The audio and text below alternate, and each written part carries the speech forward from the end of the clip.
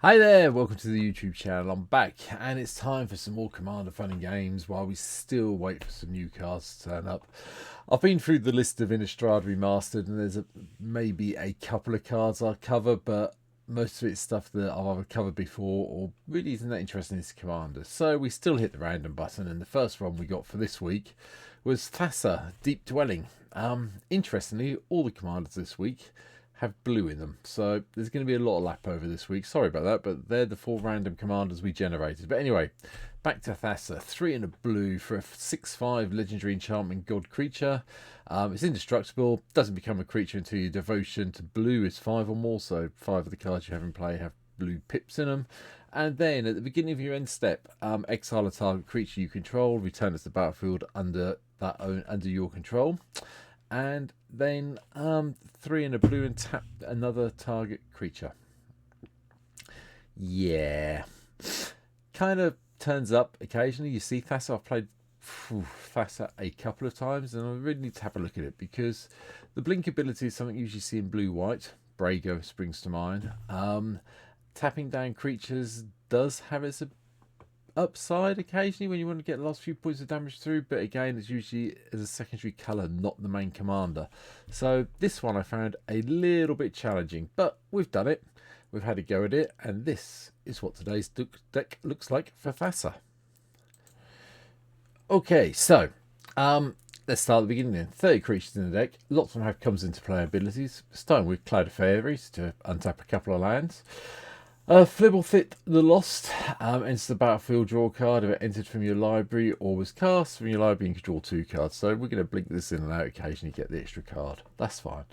Omen Speaker does the scrying when it enters. Snapcaster lets us get a instant or sorcery in our graveyard to have flashback until the end of turn. Thassa's Oracle's one of the win conditions. Hopefully we'll get to the point where we can just scry through our deck and then win because we've scryed equal to more than the number of cards in our library.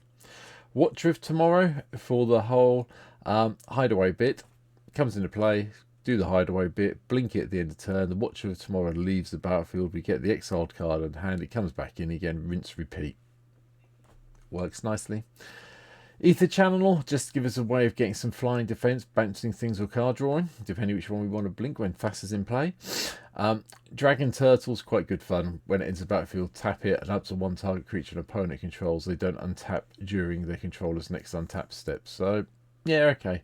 We have it locked down for a turn, but we also lock something else down for a turn, which could be useful. Archaeomancer lets us return an instant or sorcery from our graveyard to our hand. Azure Fleet Captain's purely here so we can keep getting the monarchy. Which obviously, you know, I enjoy the monarchy if you see it, mate. If you watch any more of my deck videos, you know the monarchy is one of the things I like having when I'm playing. Eluge the Sealess Shore, the Shoreless Sea, sorry. Enters or attacks, we get to put a flood counter on a land, and as long as it's an island addition to the other types, and the first instant sorcery spell you cast costs blue or colourless less for each land you control with a flood counter on it. Okay, that's fine. Sakashima of 1,000 Faces lets us go and copy any other creature we control and then shuts down the legend rule. Solemn Sim gives us land. Ooh, don't like the artwork on the Foundations one, by the way. Much prefer the original artwork. Side over. Sorrow Temptation, Nyx creatures. Spark Double copies things, and we can just keep blinking this in out to copy the best thing we control at any stage. Undercover Operative lets us do the same thing, but it lets us target any creature on the battlefield, and that comes with a shield counter which helps protect it. We had to have Urza in just so we could do the whole Lord High Artificer bit of getting the constructs and then maybe just playing cards for 5 mana off the top of our library.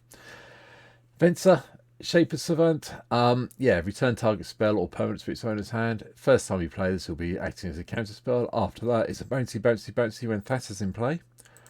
From there, Cavalier Gales for the draw 3, put 2 on top every time, and then maybe a little bit of scrying when it dies. Mole Drifter, just either evoke or play, depending on what's happening at the time. Overlord of the Flood Pits, yep, enters or attacks, draw 2, discard 1. We can do this for our pending value of 3 mana quite happily and just let it sit there and do nothing. Sentinel of the Pearl Trident, yeah, big Merfolk, 3/3 Merfolk, 5 mana, expensive with flash. However, When it enters, you may exile target historic permanent you control. If you do, return that card to battlefield under its owner's control at the beginning of the next end step. Gives you a way of saving some of your things like Urza and some of the other things, Eluge maybe, Sakashima if you need to. Quite nice. Also lets you blink out your artifacts if you need to, or your planeswalkers and save them, which we're coming to. Ether Snipe for a little bounce control. Curator of Destinies does the whole let's look at these cards, get the things in play, kind of a semi-factual fiction. Fear of Sleep Paralysis enters whenever this or another enchantment enters the room. We have got, flip it, so we have got at least one other one. Tap up to one target creature, put a stun counter on it. Stun counters can't be removed from permanents your opponent's controls. However, blinky, blinky, blinky, blinky, blinky with Thassa is what we're aiming for. Frost Titan does the same thing to a certain extent with little stun counter on it, kind of. Kappa Cannoneer, just to keep getting bigger and bigger and bigger. Agent of Treachery, we all know and love, just nick stuff endlessly.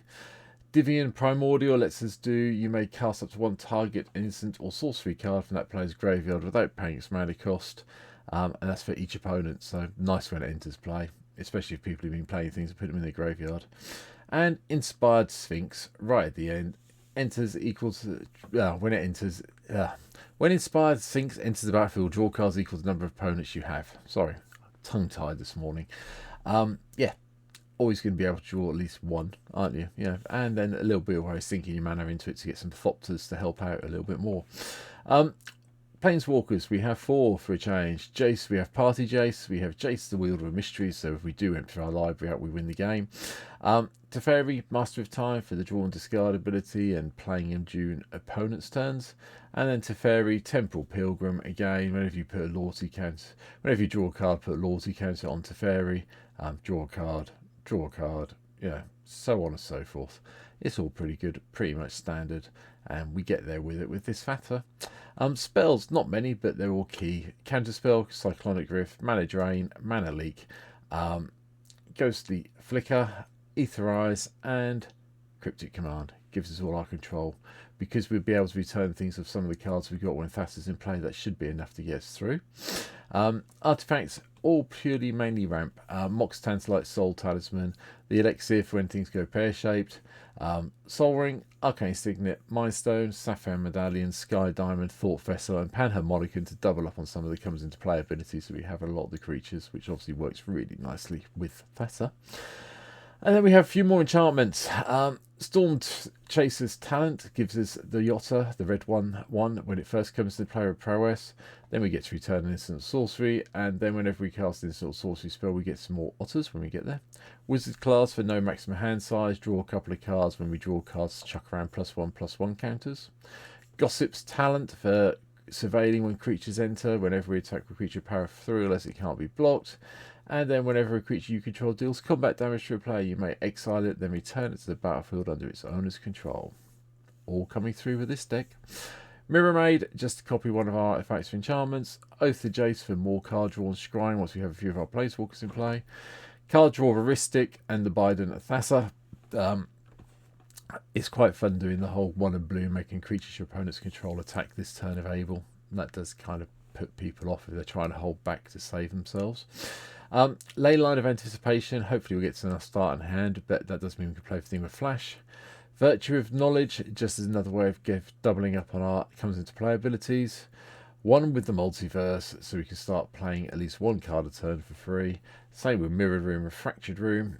Fractured Realm gives us, Mirror Room gives us whenever you unlock this door, create a token that's a copy of target creature you control, its reflection, in addition to its other types. And then if a triggered ability of a permanent you control triggers, that ability triggers for an additional time.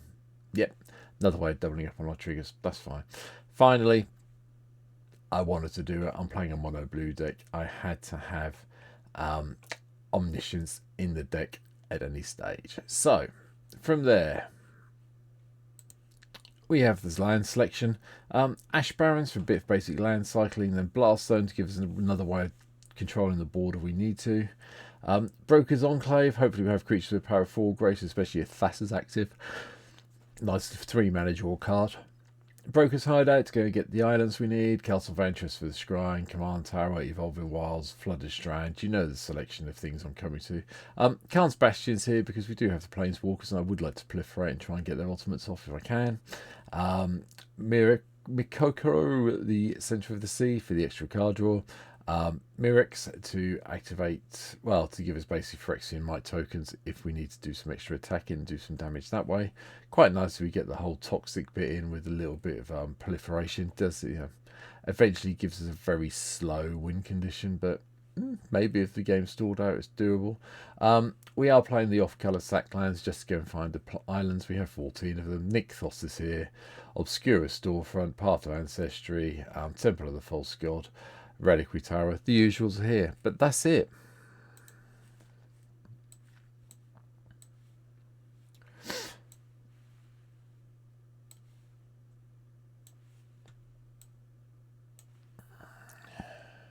I think you've just watched me change all the screen rounds. So anyway, that's my take on Thassa, Deep Dwelling. It's interesting, definitely different, and hopefully it'll be something that gives you a bit of fun to play with. Yeah, but like I say, we're going in Blue Week. We've somehow managed to randomly select blue commanders this week, so we're going back to the Clue lands tomorrow for tomorrow's deck. But please hit the subscribe button. 592 if you have already, so yeah, getting a little bit closer. We'll get there, I'm sure, at some stage. If you want to see me play the decks out I talk about on the street, on the YouTube channel, there's a link down below to the stream. You can give me a follow over there. And yeah, I'll be back tomorrow with yet another. Well, it's not blue base, it's blue-green tomorrow. So, yeah, from Clue. So, hey, come back tomorrow, watch tomorrow's video. For now, take care. Thanks for watching. See you soon. Bye.